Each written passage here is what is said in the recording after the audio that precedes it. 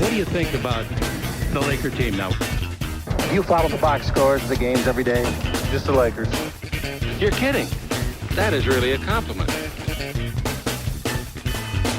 I was pleased to see you smile at the top of our show because once the game starts, you have a game face. You don't smile much out there.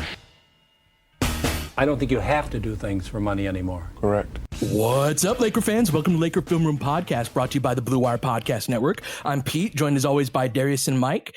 And last night, an especially shorthanded Lakers team competed, but fell eventually to Miami in a game where KCP looked great. We got to see the first full game from Andre Drummond. We forced a lot of turnovers, but we turned the ball over a ton. We're going to get to all of that next week, all of that and more. We're going to, a lot of these things are recurring themes that we need to talk about, especially the turnovers, the defense, and all that.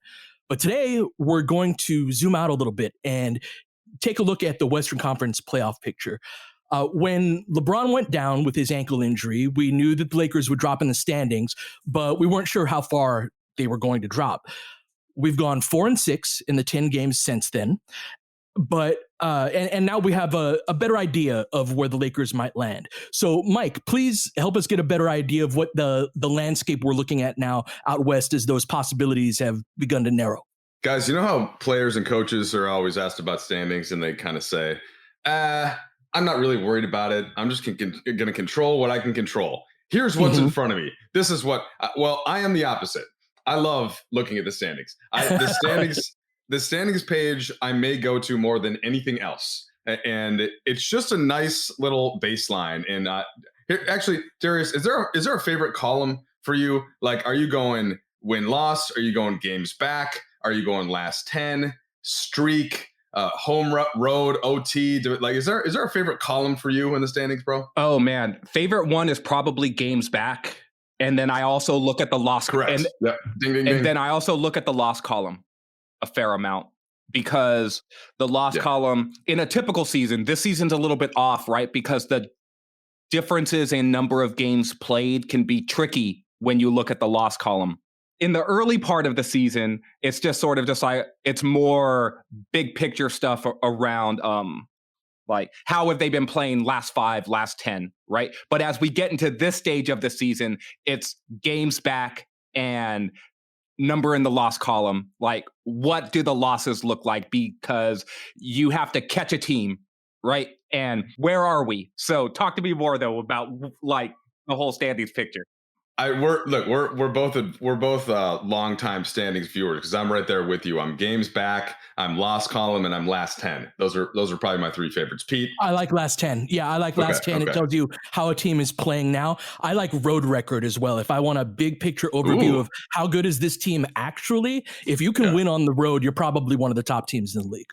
Yeah, so that's last year was fun in that sense, because the Lakers barely lost ever on the road. Okay.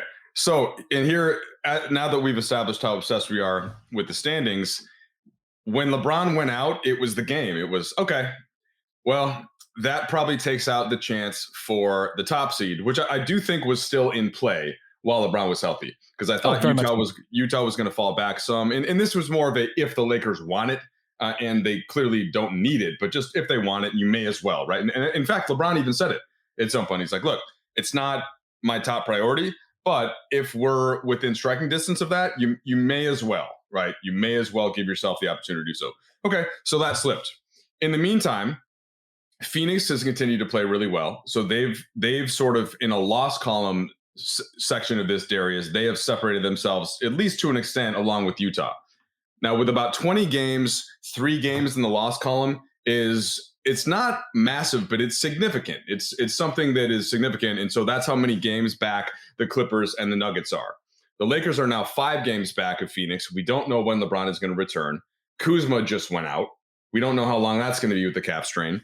AD, I think we're expecting back sooner than later, but still, he's not going to be coming in and playing 35 minutes and doing and dominating right away, right? They're going to want to ease him in. So I don't think you can quite look at the Lakers as a chance to get up into those top 2, certainly. And it's even going to be tricky to get to that top 3-4 with the way that the Clippers and Nuggets are both playing. Both of those teams have won 8 of their 10 games. So now I think we've kind of already established that it's going to be tricky for the Lakers to get into the top 4. So what that means then is you start, at least from my perspective, Darius, and I'll kind of kick to you, we can go back and forth. I'm already matchup thinking. And I'm already in the complicating factor, though, is that old play-in thing that we never used to have to think about. And as everybody who listens to this podcast, because you are an NBA basically expert / nerd like us, if you're listening to this podcast, you know that the whole 7-8 play-in thing, it sounds to me a little bit worse than it is. I think everyone's talking about the 7 seed like, man, you got to do anything you can to avoid. And I'm kind of thinking LeBron James, one game. What happens in a game like that is that the LeBron James team wins by 30. That's my Pete. Go ahead, because I'm unpopular here. No, you're absolutely right. It's also, if you're the 7th or 8th seed, it's not just one game. That's the biggest misconception about this. Is the way it works is the 7th seed plays the 8th seed. Whoever wins that game is in the playoffs as the 7th seed. Whoever loses that game plays whoever wins the game between the 9th seed and the 10th seed. And then whoever wins that matchup gets the 8th seed. So if we are in the top 8, we would have to lose 2 games in order to not make the playoffs. And I agree, we win that first game by 30, almost certainly by against those caliber teams. But we're damn sure not losing 2 games in that, right? So I'm not as scared of the play-in as before. I also don't think we're going to get there, but please continue. Yeah, and I'm with you, and we'll talk all the way through that, because we got to talk about Portland and Dallas too. And these are going to be the main 2 teams the Lakers are probably going to be competing with to stay into that top, that 5-6 spot where you're avoiding the play-in game. But Darius, one more thought on the play-in game. Here's kind of the flip side to it. And part of this depends on who your first round opponent's going to be. But you certainly don't want to have to play like Portland did last year. You don't want to have to play the game and then go into the first round series against the team that's waiting for you, that's a little bit more rested and therefore may have a mental edge. Now, again, different teams, like I don't think the Lakers will be as victim to this, but that is part of the reason that you want to avoid that game, is just the mere fact of having to go a full 48. And so I suppose I could flip side my own flip side by saying maybe that's a nice tune-up and it gets you ready. But how do you feel about the efficacy of that spot? Even if we're assuming, let's say the Lakers we think they're going to be heavily favored and win that 7-8 game, if they were to fall to the 7th seed, how much does that impact the first round series for you? I don't know if it impacts it much, honestly. Like before, you had said something about like matchups, I think, matter. The Lakers are, I don't know if you guys caught Jared Dudley on the recent podcast that he did for Spectrum. I only caught the clips. I haven't listened to the whole thing yet. And Dudley's sort of he is full of bravado. Jared Dudley. I love JD, right? Because he's gonna shoot straight with you, but he's also going to, give a little bit extra sauce when he's describing things. And it's why he's going to be great one day, whether it's on TV or whether he's on a coaching staff or in a front office. That sort of gregariousness is going to serve him well, I think. But Dudley's like, look, man, ain't no one going to want to play us, right? Everyone's about to be back. No one's going to want to play us. And so when you talk about matchups, Mike, like the Lakers are one of the maybe 2 or 3 teams in the entire West who can feel good about matching up with any type of team that they're going to play. I think Denver is another one of those teams that I think feels pretty good about how they can match up with almost any other team in the conference, especially after the Gordon addition. Surprisingly enough, I might not include the Clippers in that matchup. They've got some tricky things to figure out for them. Phoenix, to me, is an interesting team there. But the Lakers are just going to be like, oh, okay, well, we're the 8th seed and we have to play the Jazz. Okay, that's fine by us. Oh, we're the 7th seed. We have to play the Suns. Oh, okay, that's fine by me. And go on down the standings. And they're probably going to feel pretty comfortable about any matchups that they have. And so when you talk about the play-in and like the time off versus ramp up thing, like I think it's 6 of one, half a dozen of the other, right? Like I'm sure LeBron would feel perfectly great about, hey man, give me another week. And Frank Vogel too, like give me another week to prepare for a specific opponent. We're the 6th seed. We're going to play the 3rd seed. Give me a week. And we're going to prepare for that specific team up and down. It doesn't matter if they're a Denver or a Phoenix, right? That said, the idea of, yeah, we haven't had a lot of ramp up time. Let's get the blood flowing a little bit and let's start to feel that intensity a little bit more. I could see them thinking that way as well. Do you think that the timing of LeBron's return to me is going to be the most interesting thing here for me? Because you see the current Lakers team right now ramping up in their own way, right? They're playing hard. They are defending their asses off, right? And the thing that's missing is sort of that offensive idea, that organization that LeBron and AD and the proper slotting of everyone else will give you. But there is a certain amount of, hey, this train is already rolling. And LeBron and AD, to a certain extent, are going to have to, they're on the freeway on-ramp, right? So they're seeing the car that they're going to have to catch right there, and they're merging. I'm so fascinated by this dynamic with LeBron, especially because he said, as we were coming out of the All-Star break, I see the first part of the season as 1st, 2nd, and 3rd gear. Then the second part as 4th, 5th, and 6th, and then the playoffs are that 7th gear. Well, he was ramping up into 4th gear as we came out of the All-Star break, and then he's been in park, and he will be in park for the 4 to 6 weeks, however long it takes for him to get back. How long does it take for him to get from park to 7th gear? He's not going to have a long time to have that ramp up, right? And so that's something that the only other time that's happened in his career was his first year with the Lakers, right? Where he ended up missing the playoffs and we didn't see him have to do that. So Mike, for a guy like LeBron, who has really every day throughout the calendar year scheduled and regimented and is very purposeful with how he uses his time, how he rests his body, and how he builds toward culminating in the playoffs and really being the best version of himself. This is an entirely different equation that I think that I'm super curious to see how he does that, because it's different than he's had to do in the past. You hit on the most important thing. Okay, the most important thing for the Lakers is not what seed they get or where they end up in the standings or who their first round opponent is or if they have the playing game or not.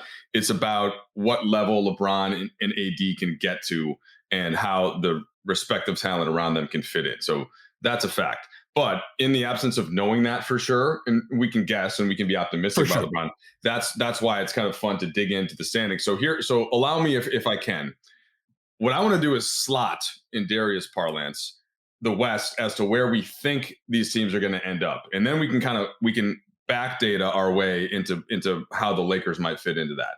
So like the first part, let's start at the top. So Utah and Phoenix, I mentioned before, there is some separation. I think Utah with a 5-game separation, there's no way they drop to 3. Okay, they're going to be 1 or 2. Phoenix could catch them. If Denver continues this insane run that they're on, again, I think 5 games is too much, but there's an outside chance. But regardless, then they would pass Phoenix, I think. So we're kind of plugging Utah in to that 1-2 range where they're going to get either the 7 or the 8. Agreed? Yes. Okay. How confident do we feel that Phoenix can hold off the Clippers and the Nuggets? And let me introduce this into it. I am not a big strength of schedule guy in general. I think it's first of all, it's just simple math. The way the strength of schedule thing is, they look at the schedule, they look at your remaining opponents, and they total up the win percentage, and then slot accordingly. I keep using slot because I'm looking at Darius, and it makes me want to say the word. So Houston, San Antonio, Portland, Lakers, they have the 4 hardest schedules according to this. 4 easiest: Utah, Clippers, Dallas. So I guess you can keep that in mind a little bit. But what I'll say is, in this year, especially in the NBA, you don't know what night a team's resting players. You don't know what night a team isn't going to give its best. It's even less important than it usually is. So I'm not really intimidated by the Lakers' schedule on paper being harder. And also the margins here aren't that much different. It's like at the 4, it's 53%, and 14 is 50%. So that's a difference of like playing Utah once as opposed to Cleveland. So anyway, that's my little spiel on that. I wouldn't worry so much when teams like, well, Utah does have the easiest remaining schedule. Okay. So back then to the Phoenix question. How confident, and starting with you, Darius, are you that Phoenix stays in that 1-2 spot, and therefore they will get one of the two playing teams? On a scale of 1 to 10, I would probably say like 6.5 or 7. I'm a little more confident. I'd say 7.5 to 8, somewhere in there. I think that Phoenix stays at the number 2 seed. Yeah, like I just feel like this is where leadership, I think, matters. And so on a relatively inexperienced roster, I think that Chris Paul is that steadying hand. And I view Paul a little bit like I view LeBron, right? Which is just one of the better stewards of the ship, right? That you're going to find in the league, and having a feel of how hard to push. And Chris Paul, I think, leans in the more I'm going to push hard more often realm. But I think that's going to serve his team well in terms of keeping them focused and on the right track mentally. And Phoenix, I think, has a lot to play for within this context as a team who has not been in the playoffs for like a decade, and really want to solidify themselves as one of the better teams. And I think you build confidence that way through like fighting for seeding. My instinct, just from watching both these teams play a lot, and by both these teams, I'm talking about Phoenix and Denver, is that Denver is clearly better. I think they are a much might be a little strong, but I would pick them to beat Phoenix in a series probably 9 times out of 10. I agree with that. So like they are a different and better team with Gordon. He kind of fits exactly what they needed in terms of some additional athletic help for Jokic rotating over from the weak side.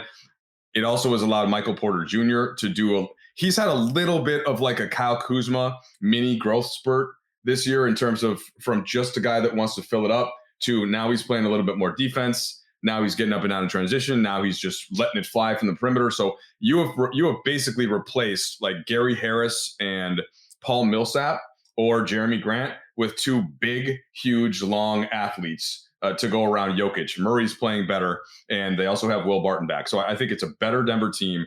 And now this is not so much strength of schedule, but just looking at the respective schedules for Denver and for Phoenix. Denver's schedule is really easy all the way up until the point of when they get to May.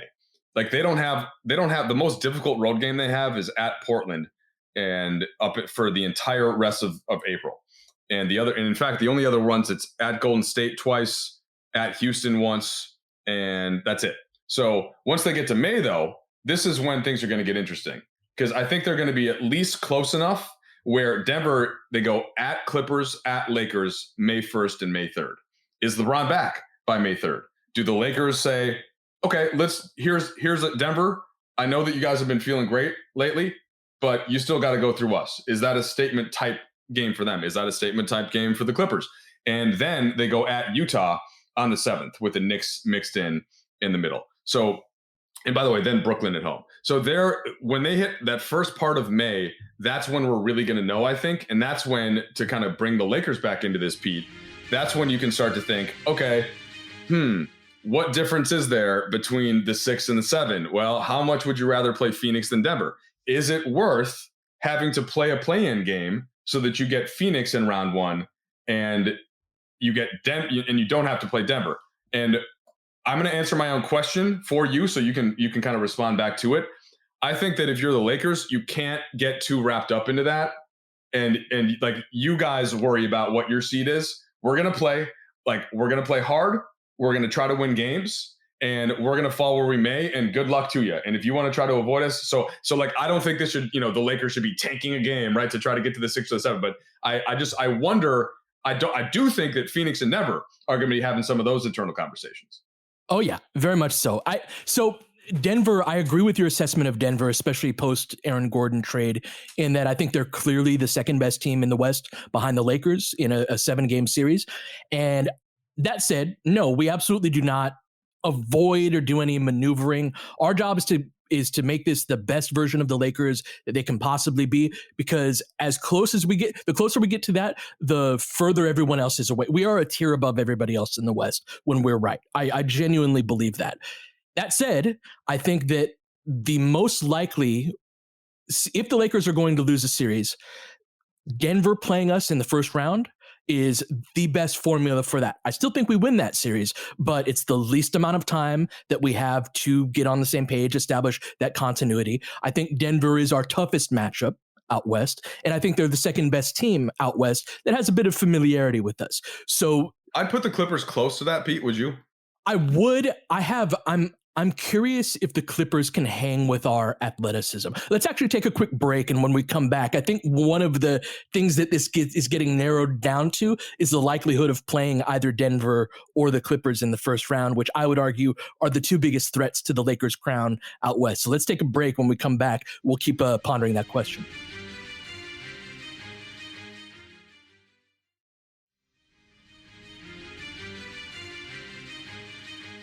The Clippers are a team I've had my eye on throughout the season, and I've gone back and forth between they don't have enough athleticism and they don't put enough pressure on the rim to be a real threat to, oh, they're really good on the wing.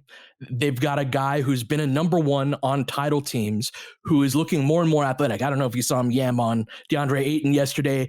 Justin Russo, who covers the Clippers, tweeted out that Kawhi has like 25 dunks since the All-Star break in like 14 games or so, which is a significant ramp up in terms of, and so their ability to put pressure on the rim being such a question mark, the one caveat to that is like, well, Kawhi knows what time of season that Kawhi's got that first, second, and third gear and knows how to ramp up too. Can Kawhi get back to that type of guy who can collapse a defense? And he's showing more and more of that. So Darius, how do you see the Clippers in the overall context of the West and how they match up with the Lakers? I mean, they're a threat, man. And like, look, we've been talking about the Clippers all season, like, and I've been saying this on this pod, at least. Go back and check the tape, right? Like, it's fun to make pandemic P jokes and sort of like, hey, like, let's replay the clip of the side of the backboard shot and make little 3-1 jokes against Denver or whatever. Like, that's fun. Like, it's what you do like on the internet, right? But when I'm with Pete in the film room, right, I see a team that shoots the ball really well. I see a super wing in Kawhi Leonard, and I see a guy in Paul George who, crack all the jokes you want, is still a super talented player who, when he gets going, and it's not a matter of if he gets going, at some point he's going to get going in any given game. It's a distinct possibility. And then the Lakers, a diminished form of the Lakers, just saw this Clippers team, and it was sort of just like, hey, like, look at Marcus Morris. Like, look at how big Zubats is. Like, they are a tricky team because they have pieces that really can fit together in a way that gives you problems. I'd probably put them right there with Denver as a legit threat, even if I think that Denver's probably a bit more talented overall. And with Jokic, it has a player comparable in some ways to Kawhi, at least in terms of impact on the game. Have you mentioned playoff Rondo yet? No, I have not mentioned playoff Rondo. Dude, he looked good last night. It almost kind of, it's like he's changed my thoughts a little bit on the Clippers because they really didn't have that organizer, that uniter, that kind of toughness, the guy who's going to talk trash to the other opponent, but not in a Pat Beverly way, like in a more controlled way, in a sort of like what he was doing to Phoenix last night. And so I do think he changes their equation a little bit. The Clippers too, Mike, it's like, look, man, like to me, they've been a team that's sort of been like laying in the weeds a little bit this season. Pete, you talked about the idea of like, oh, they haven't been threatening the rim. Like, I get that. They're more of a jump shooting team. I get that, right? But Paul George can get to the basket. Kawhi Leonard can get to the basket. When you talk about Rajon Rondo, I thought one of his biggest places of impact for the Lakers last year was not all the organization or even the, hey, I can shoot 40% on spot up threes because no one is guarding me. It was all those drives to the basket that were creating shot opportunities for himself and for teammates off of kickouts and even off of offensive rebounding chances. And Rondo's another piece there, Mike, where it's just like when he's on his game, he can still be sort of a downhill player and has enough craft to be a shot creator there still. And so their defense has been all season, but George, Kawhi, Zubats as sort of an anchor, like in the middle. They're a team that should concern across the West. And their defense is better since they made the move to trade Lou Williams to Atlanta and they started playing Terrence Mann more. That means they're bigger in the perimeter on the wing. And then since they started Ivica Zubats over Serge Ibaka, which I think will stick. And that the Lakers do have the solution to any, I put him in the same class as a Gobert, where that's where the AD at the 5 lineup almost forces Zoo off the floor. And then the Clippers are just smaller. And then it's, okay, you're trying to protect the rim against AD and LeBron with Marcus Morris and Kawhi and Paul George rotating over. And I suppose you could play Ibaka some in those settings, but even in the Lakers matchup with the Clippers in the season opener, LeBron and AD were both targeting Ibaka and going right by. Ibaka will get hunted in isolation and screen and rolls. Like, this is no shade against him, but he's been hunted since even the Warriors hunted him in the 2018 finals or whatever it was, 2019 finals. Steph was targeting him pretty much every possession. Like, I'm going to go at you and make you defend out on the perimeter. And that's what you do to a guy like Ibaka at this stage of his career. And so, Pete, that's where I want to get to Portland and Dallas in a second here, but with just to stay on the Clippers, and I'll put the Nuggets in probably why the three of us would favor the Lakers here, is that when you ultimately get to their best lineup, and let's say it's probably Rondo, Paul George, Kawhi, Marcus Morris, and I guess you could go with any number of it's probably going to be another wing. Who do you think's the fit there?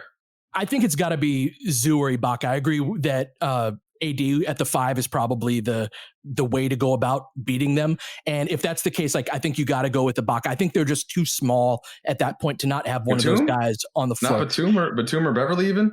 But how are you going to physically handle who handles on? And that is ultimately why I think the Clippers are a better matchup for the Lakers than Denver is that they don't have the requisite athletes. I think that one thing that we've seen with the Clippers throughout the season is they struggle down the stretch of games in a season where, and this isn't unusual for any regular season, but for most of the game, for the first 40, 42, 44 minutes of the game, teams are going a certain degree of intensity. But then in that last bit, even in the regular season, if it's close, teams are going to try to win that game and close it out. And the intensity level ramps up at the end. And the Clippers have struggled in that. And I would argue that it's because we saw this. Oh, I've been so excited. There have been a few like really good national TV games for the first time really this season. And that Denver Clippers game, I don't know if you guys caught that, but watching them, the athleticism differential was really noticeable.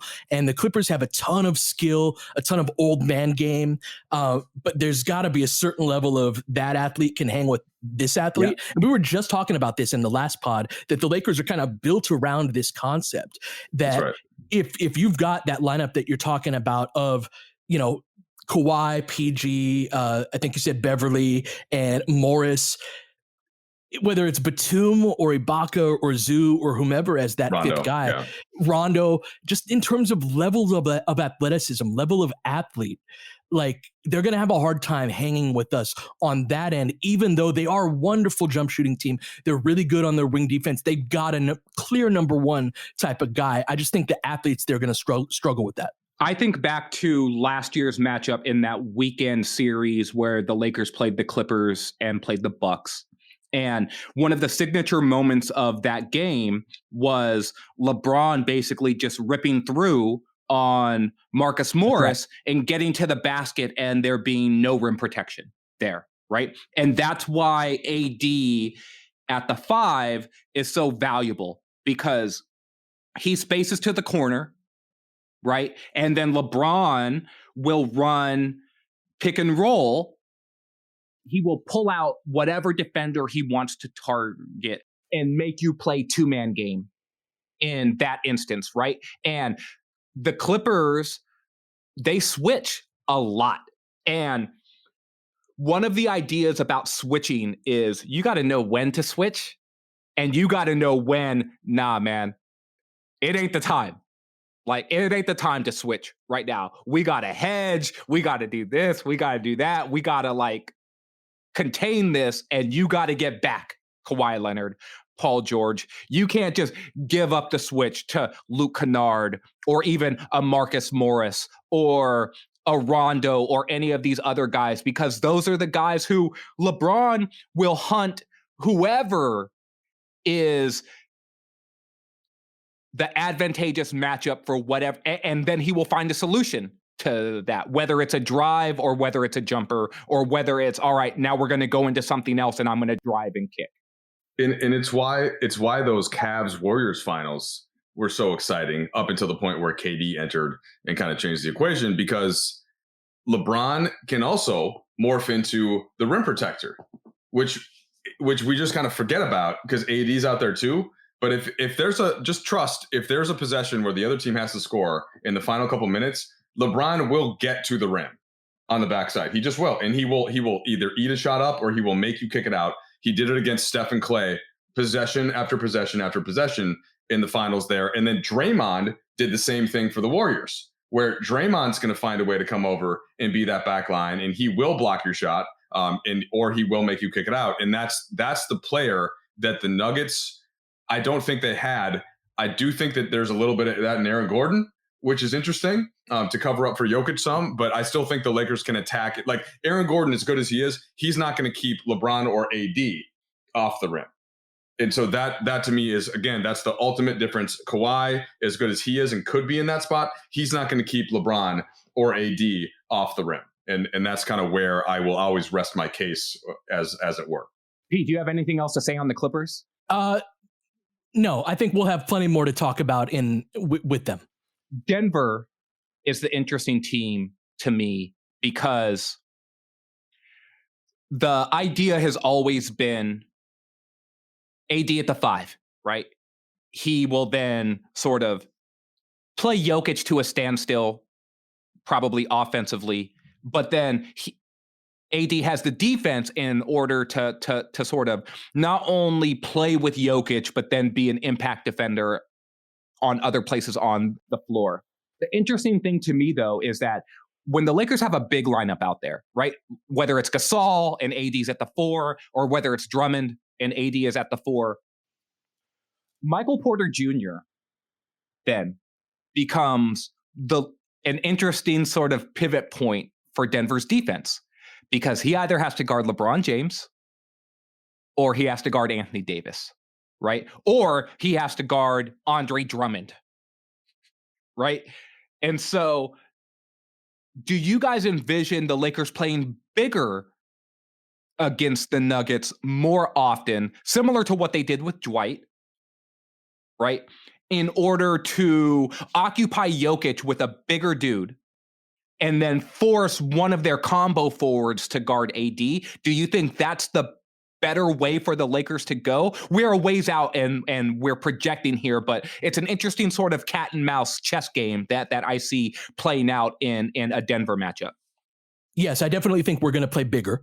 And I think Andre Drummond is going to be a significant figure in a series like that. And I think that's a Drummond-Mark series and probably less Trez for exactly that reason. And because one of the things that was interesting from watching Drummond yesterday, and this plays into an overall idea, is Bam Adebayo, who's one of the better defensive 5s in the league. He really struggled with Drummond's size and physicality. He picks up a ton of fouls. You know who fouls a lot at the 5 spot?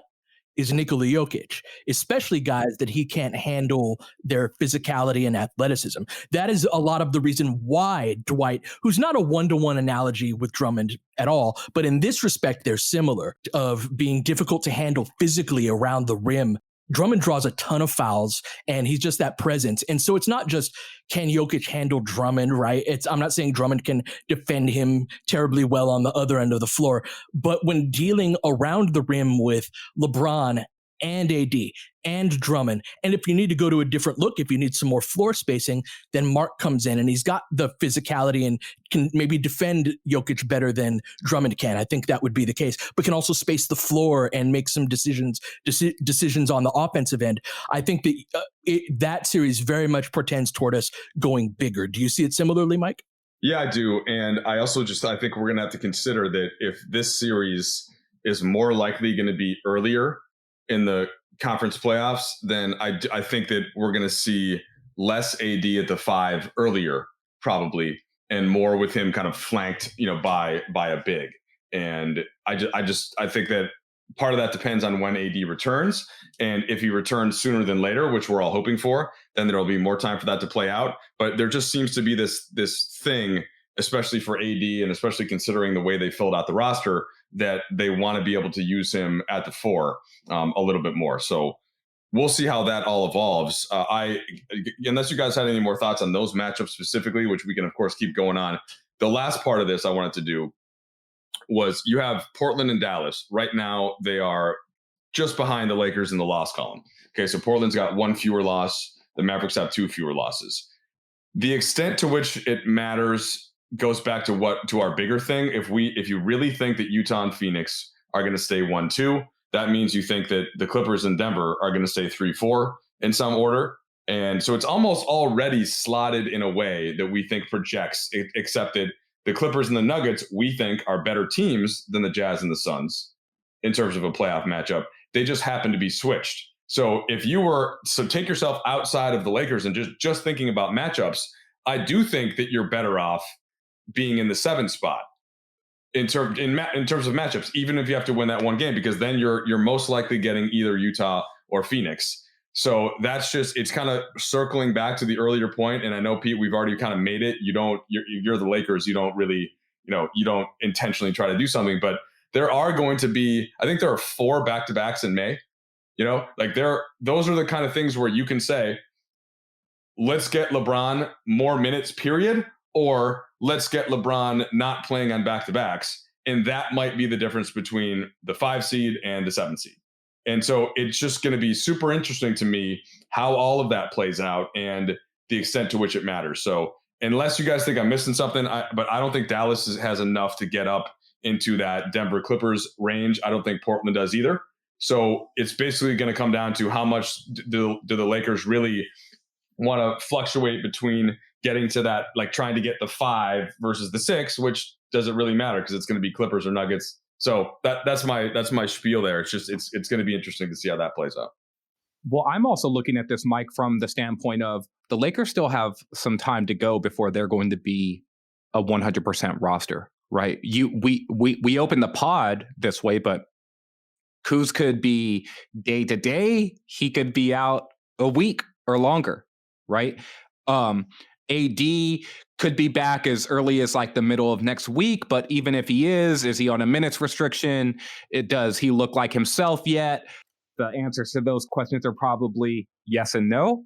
So the idea of the Lakers may not control a lot of this in the short term anyway, right? Dallas had a pretty horrific loss to the Rockets earlier this week. To me, they are a bit of a Jekyll and Hyde team, but Portland's going to continue to push, right? And to me, it's not out of the question that the Lakers are up 2.5 in the standings on Dallas. On Dallas, and is it 1.5 on Portland? Yep. And only 1 game up in the loss column. Yeah, no, they're just 1 game up on Portland right now. We're 32-20. They're 30-20. And only 3 back. So Memphis is only 3 back in the loss column. They've won 4 in a row, but they also have played many fewer games, and they're about to have like back-to-backs on top of back-to-backs. So I think that's going to catch up with the Grizzlies. And so I do think that 8 spot is probably unlikely, but because the Lakers are playing hard enough on defense, right, to beat the bad teams right now. Yeah, it's interesting to me. I think that it's not out of the question that both Portland and Dallas in the next 2 weeks could pass the Lakers. That's not out of the question to me. The thing that happens next is how well do all three of these teams close the season, and what are their priorities to close the season, right? And that's an unknown at this point. If I'm Dallas, if I'm a lesser team, right, I'm trying to stay out of the play-in because I don't want to put myself in a position where I'm playing a similarly talented team where on any given night, let's say Dame doesn't close, which seems like, oh man, like me even putting that out there means that he's going to close every single game, right? And he's just going to be ridiculous like he has for most of this season. But if I'm one of those teams, I don't know if I want to be in a situation where it's you find yourself in a win or go home situation. I think the Lakers can swim in those waters more comfortably. And the priorities for those other teams may be, we want to stay out of the 7th seed specifically, or the 8th seed specifically. And that may mean the battle for 6th for both of those teams becomes way more important to them than maybe it does even the Lakers, even though the Lakers are also complicated by injuries, if that makes sense, Pete. It does. If I could put, so all of that makes sense and is probably the more likely outcome. If I could put my final thoughts as more of an optimist take, we're only 2 games back of the 3 seed. And if AD is back within the week, right, with the addition of Drummond, the way that we're defending, having AD in gives us some sort of offensive organization that I think it will at least bring us under 20 turnovers. And because it's just like one guy to throw the ball to where that makes the defense go, oh crap, right? And it's not just Dennis over and over again and the turnover issues that come with that. We are going to talk about this next week for sure on the pod. But I think that one of the remarkable things about our defensive rating over this stretch is the turnovers, because let's say, I don't know, Dennis gets blitzed on a high ball screen and the ball gets deflected trying to make a pass. And then the other team has a 2-on-1 fast break and they get a layup off of that. In terms of how it looks on paper, offensive, defensive, net rating, and all of that, those 2 points are scored against your defense. But in reality, those 2 points were scored against your offense.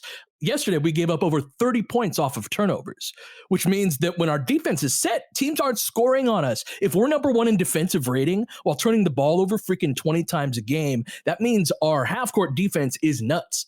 Anthony Davis helps that. Anthony Davis also gives you a guy where it's like, oh, they've got these big athletic guys on the perimeter trapping the ball handler or whatnot. Let's just throw the ball down into AD and try to get a bucket. That's a better point of attack for us in this game. So I'm not, again, from this optimist standpoint, this depends on how quickly AD comes back, how well he comes back, how quickly LeBron comes back. Same equation there.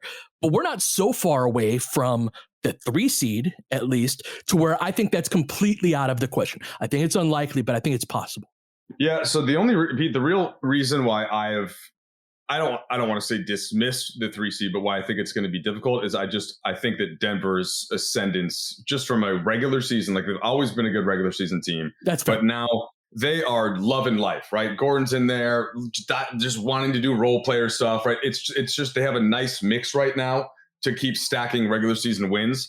And if the Lakers were fully healthy, do I think they could catch them? For sure. But I have a hard time seeing them slipping up too much. But what you said is warranted. My last point is just going to be schedule wise for the Lakers. They have a really interesting 4-game stretch coming up.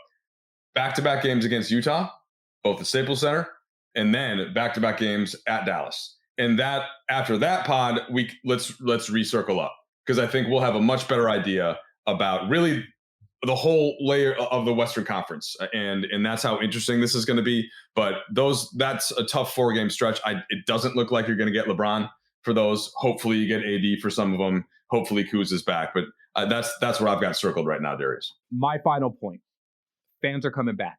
Mm-hmm. The Lakers were recently in Florida. There's some fans in Florida, right? They're going to be in Brooklyn. I was watching a Brooklyn game the other day. There were some fans in Brooklyn. I saw KD's mom right in the front row and some people cheering them on. The Lakers are going to have some fans next week. I don't know how many. right? I know up here in the Bay Area, the Warriors announced that they're going to have up to 35% capacity which in a 17,000 person arena or whatever, 18,000, that's not a huge number, but you're going to hear some Warriors chants and guys are going to respond to that. Mike, you've been on this all season.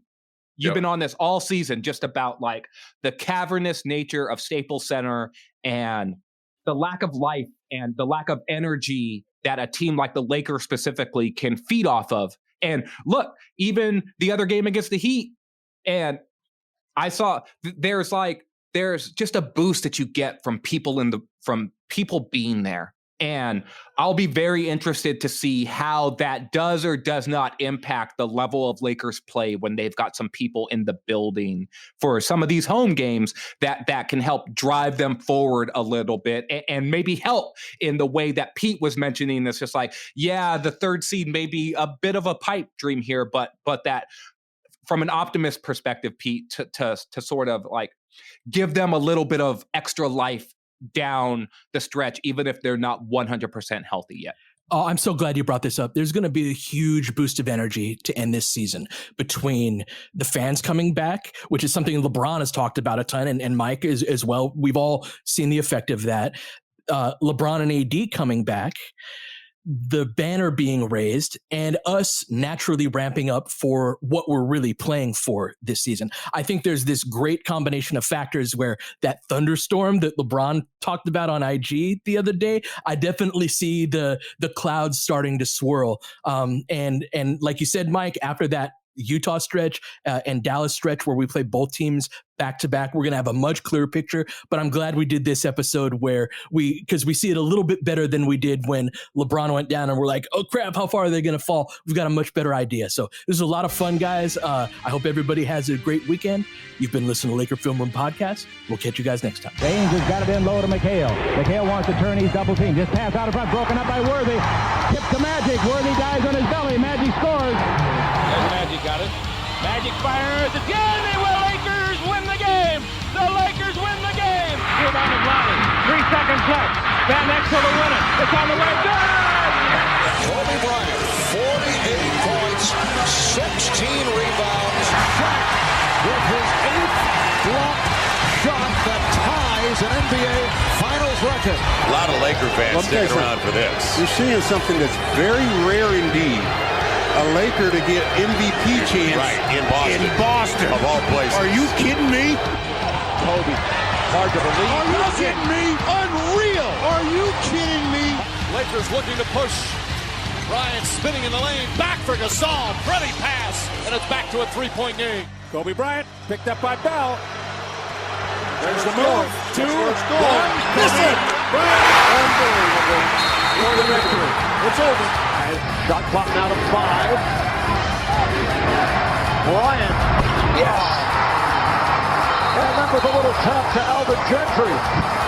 Add insult to injury, Kobe. I mean, what a shot. I mean, you can't defend that. Are you kidding me? 2.1 seconds remaining. Denver a foul to give. Jokic trying to disrupt Rondo. He puts it in. Here's Davis, 4-3 in the win. Oh, it's good! Anthony Davis has won it for the Lakers! James again. Oh, he hits another one. LeBron James putting together a closing quarter against the Nuggets. This historic 2020 NBA championship belongs to the Los Angeles Lakers. The Lakers conquer the bubble, and banner number 17 will soon hang in the rafters.